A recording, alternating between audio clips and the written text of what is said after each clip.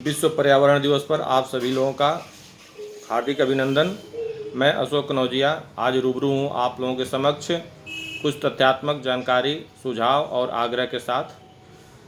जैसा कि आप जानते हैं कि प्रत्येक वर्ष 5 जून को विश्व पर्यावरण दिवस मनाया जाता है। इसकी शुरुआत संयुक्त राष्ट्र संघ द्वारा 1972 में पारित एक प्रस्ताव के द्वारा किया गया, जिसके तहत प्रत्येक वर्ष 1974 के बाद से प्रत्येक वर्ष 5 जून को विश्व पर्यावरण दिवस मनाया जाता है। इसका उद्देश्य यह है कि विभिन्न देशों के लोगों के बीच में राजनीतिक और सामाजिक जागरूकता फैला करके पर्यावरण को संरक्षित, सुरक्षित और संवर्धित करने का प्रयास किया जाए, उनके अंदर जागरूकता फैलाया जाए।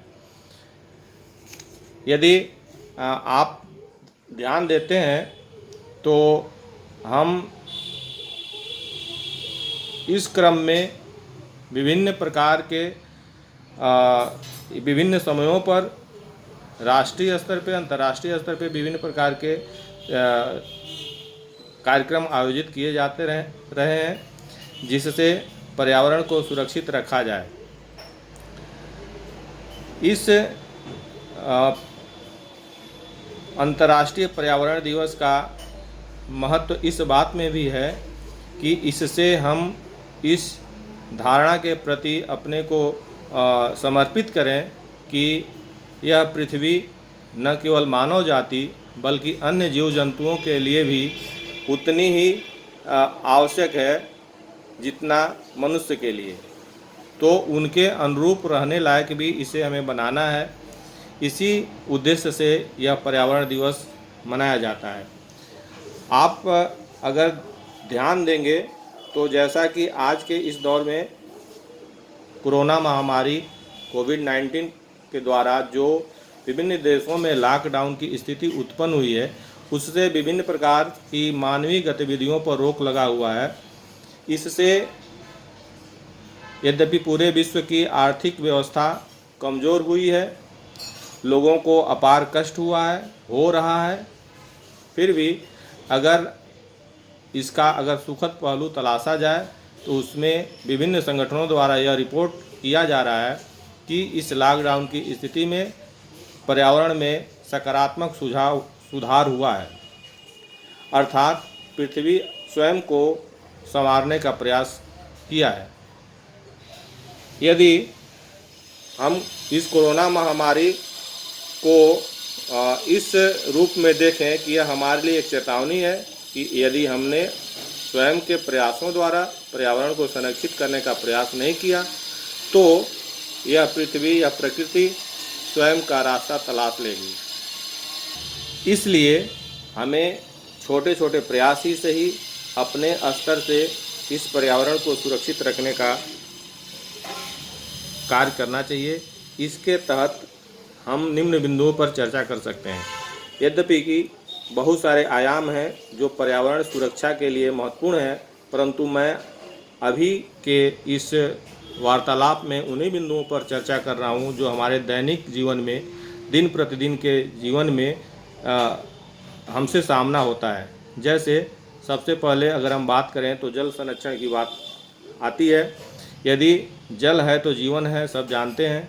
जल के बिना किसी जीव जंतु का अस्तित्व संभव नहीं है, लेकिन इस जल के बुद्धिमत्तापूर्ण उपयोग न होने की वजह से बहुत सारा जल हम बर्बाद कर देते हैं। जैसे नहाते समय, धोते समय या साफ़ सफाई के समय अनावश्यक रूप से नल को खुला छोड़ देने से बहुत सारा पानी बर्बाद हो जाता है।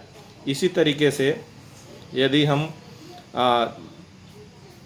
वाटर फिल्टर का प्रयोग करते हैं तो उसमें एक चीज़ मुझे जो संज्ञान में है वह यह है कि 1 लीटर पानी फिल्टर अगर करते हैं, पीने योग्य बनाते हैं, तो उसके पीछे 3 से 4 लीटर पानी बर्बाद होता है। तो अगर आप इस दृष्टिकोण से सोचें तो 10 लीटर फिल्टर पानी प्राप्त करने के लिए हमें 40 लीटर पानी बर्बाद करना पड़ेगा।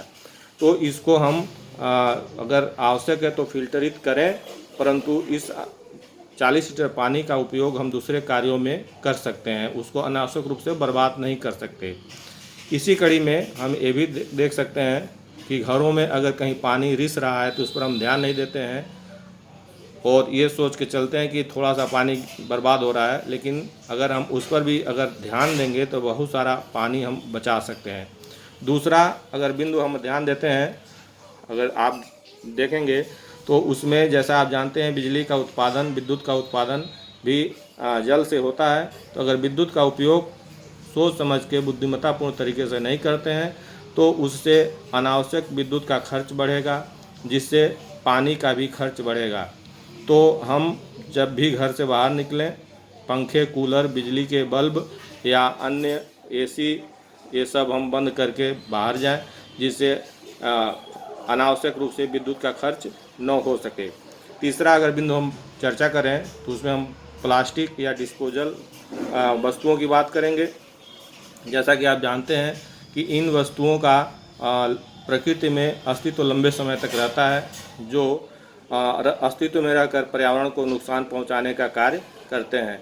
तो यथासंभव जहां तक संभव हो सके हम इन वस्तुओं का प्रयोग कम से कम करें, पॉलीथीन का प्रयोग कम से कम करें और इस तरीके से हम पर्यावरण को संरक्षित रखने में अपना योगदान दे सकते हैं।